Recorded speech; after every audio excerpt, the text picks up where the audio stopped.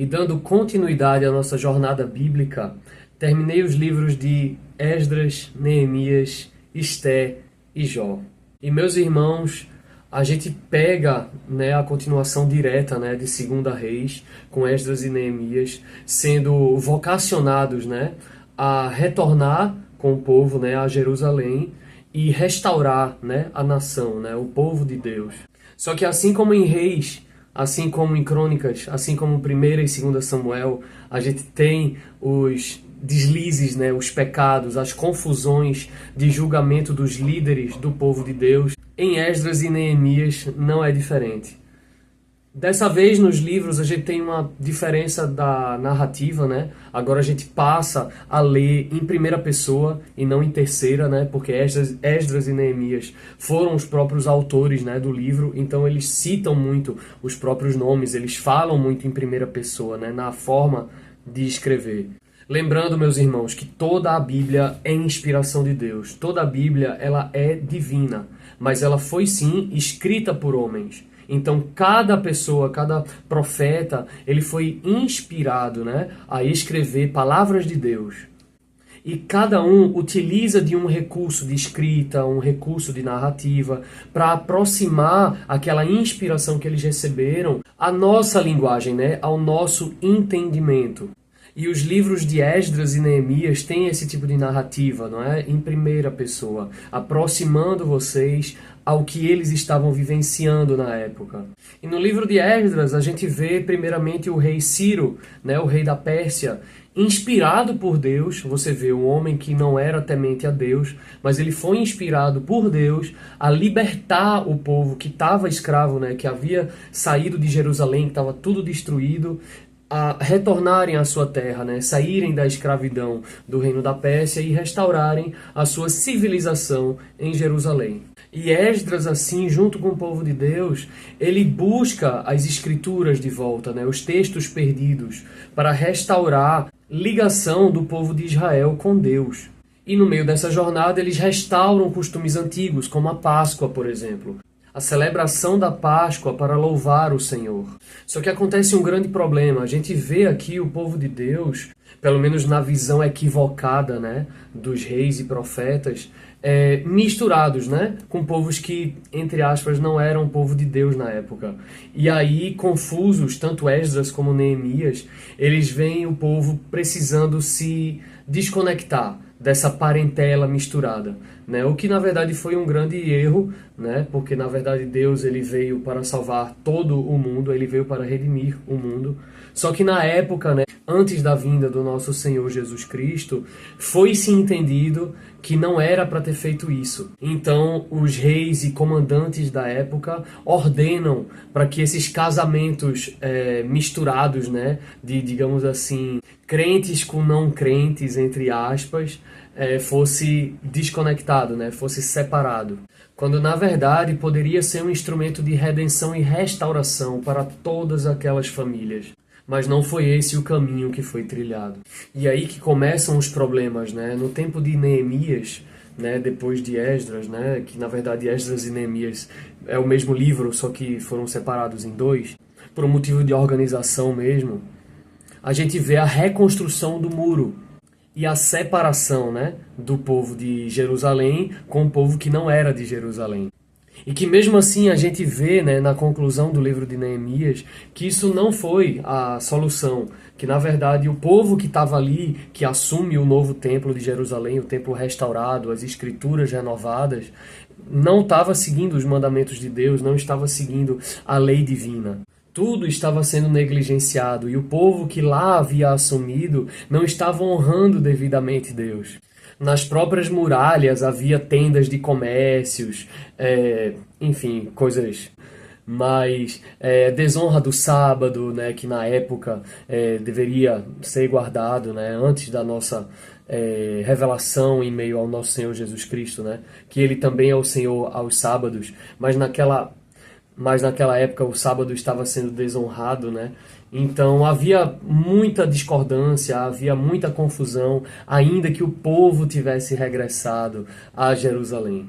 E aquilo que deveria ser a renovação espiritual, né, o retorno às Escrituras, o retorno à lei da Torá, o retorno à palavra de Deus, a gente vê que na verdade acaba terminando em conflito, em confusão, em divisão, em separação. Que pelo que a gente conclui na leitura bíblica, não é o que Deus quer para nós. Então a gente tem aí nos livros de Esdras e Neemias essas reviravoltas, né?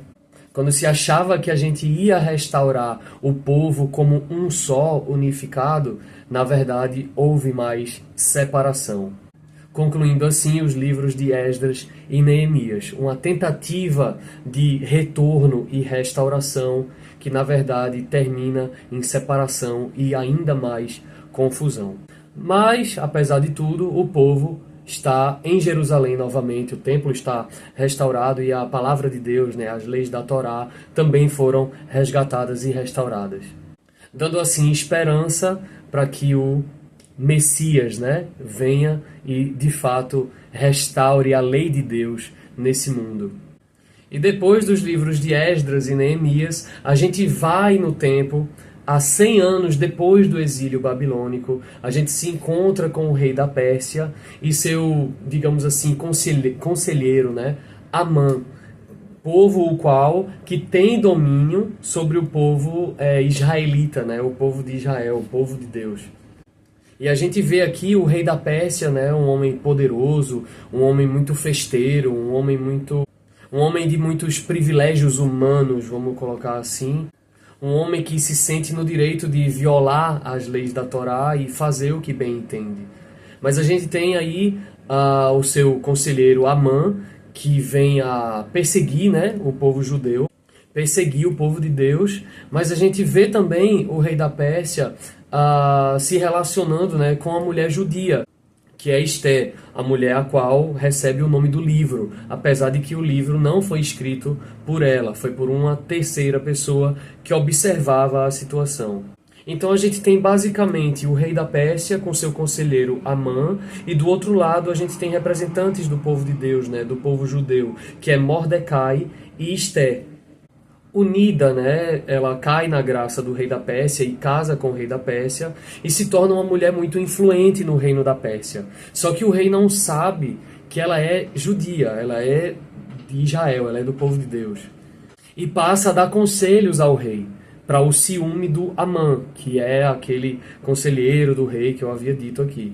E o Amã, ele é um perseguidor do povo judeu. Então ele chega numa parte da história que ele decreta que os judeus devem ser perseguidos. Só que Esté, com sua influência no rei, ela vai conversando com ele, vai convencendo a não necessariamente anular esse decreto, porque na época os reis não podiam anular decretos, mas a dar como se fosse um contra-decreto, né? Ela e Mordecai vão conversando, vão vendo como fazer para meio que mudar a opinião do rei, né, com relação à perseguição aos judeus, e dá, né, por conta de Esté, dá aos judeus o direito de se defender, e que acaba, né, num contra-evento, digamos assim, né, num contra-ataque, que os judeus conseguem se defender e sair vitoriosos contra esse ataque de perseguição do Amã e do exército da Pérsia.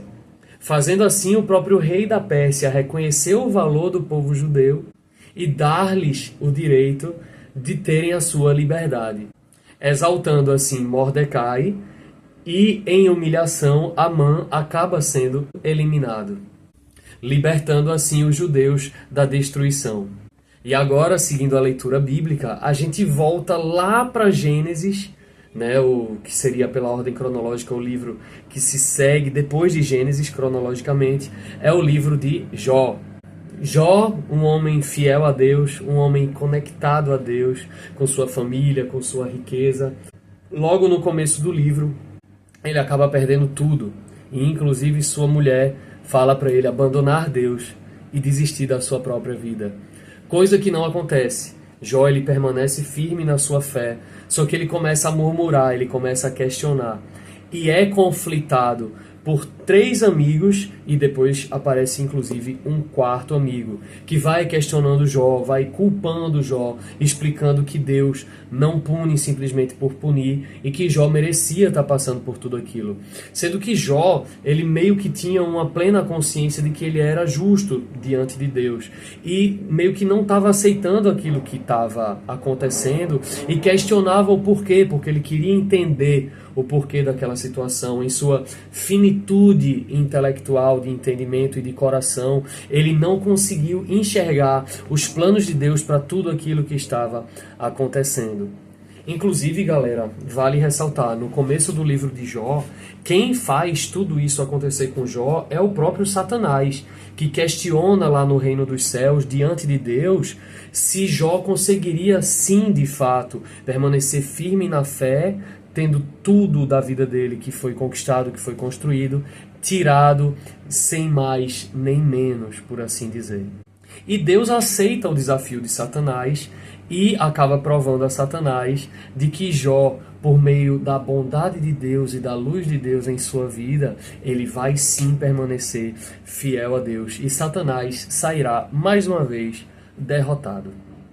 Assim, Jó, depois de conversar com seus amigos, de ter toda essa, digamos assim, discussão política, vamos colocar assim, né, de réplica, tréplica, fala pra cá, fala pra lá, responde, questiona, julga, disjulga, né, se protege, enfim. Depois de mais de 35 capítulos no livro de Jó, com esses questionamentos dos seus amigos, com as suas defesas e questionamentos, Deus, ele se manifesta em meio a uma tempestade e fala para Jó tudo aquilo que Jó precisava ouvir. Ele fala da grandiosidade perante toda a criação, perante todo o universo, e faz com que Jó entenda que o entendimento que ele tinha era totalmente limitado a tudo aquilo que Deus é. E isso eu acho fantástico no livro de Jó.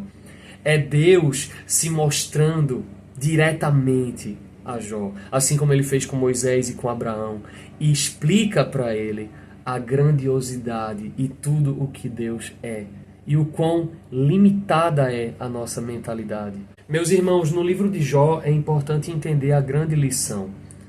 Infelizmente, nesse mundo, teremos aflições, teremos sofrimento, iremos perder em muitas ocasiões, iremos ficar tristes por isso. Mas devemos entender que Deus, ele rege tudo. E nossa mente e nosso coração são limitados para entender o todo que Deus rege e planeja para a sua criação. Meus irmãos, devemos permanecer fiéis, devemos nos permanecer fortes e firmes com Deus, contritos em Deus e obedientes à sua palavra, porque só Deus sabe o que é melhor para a sua criação, para as suas criaturas, que somos nós. Ele é tão bom conosco, meus irmãos, que ele deixa um fragmento, ele deixa uma fagulha de quem ele é em nós. E através do Espírito Santo, ele encharca os nossos corações com a sua luz divina, para que nele sejamos mais do que vencedores.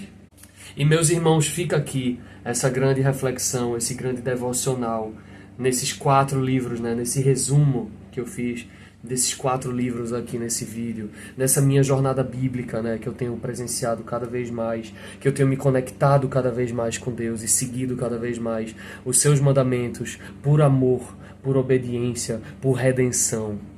E é assim que a gente deve seguir, com os nossos corações renovados e transformados pelo Espírito Santo de Deus. Deus Pai, Deus Filho e Deus Espírito Santo. É o Deus que está sentado no trono celestial, Jesus Cristo, que hoje senta também no trono celestial, e o Espírito Santo, que foi enviado aqui para a terra para nos proteger de todo o mal. E é nele que seremos vencedores e conseguiremos vencer as forças das trevas aqui nesse mundo. Meus irmãos, sigam firmes, sigam sempre em frente. Seguimos juntos nessa jornada bíblica, buscando cada vez mais conhecer as intenções de Deus nas nossas vidas, rendidos e obedientes à vontade de Deus. É assim que sairemos vencedores nessa grande guerra espiritual. E, se Deus quiser, estaremos ao lado do nosso Senhor Jesus Cristo na batalha final contra todas as forças das trevas. E iremos sim redimir e salvar todo esse mundo do mal. Em nome de Jesus, meus irmãos, seguiremos sempre em frente. Deus os abençoe e até o próximo vídeo dessa jornada bíblica. Tamo junto.